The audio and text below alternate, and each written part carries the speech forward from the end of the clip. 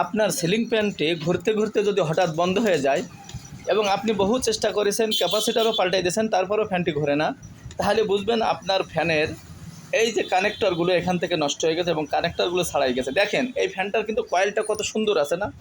দেখুন কয়েলটা মনে হবে যেন আপনাকে নতুন বাধাই করা কয়েল, কিন্তু ফ্যানের এই অংশটা দেখেন যেখানে জয়েন্ট দেওয়া, এই জয়েন্টগুলো দেখেন যে কী অবস্থা, দেখেন পুড়ে গেছে এবং একদম কিন্তু কালো হয়ে গেছে।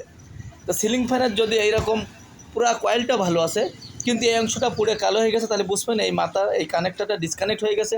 এই যে লাইনটা বের হয়েছে, এই লাইনটা এখান থেকে ছিঁড়ে গেছে, এখান থেকে আলাদা হয়ে গেছে, যার কারণে কিন্তু আপনার এই ফ্যানটা আর ঘোরে না। পুরা এর জন্য কিন্তু পুরো কয়েলটা পাল্টানো লাগবে না।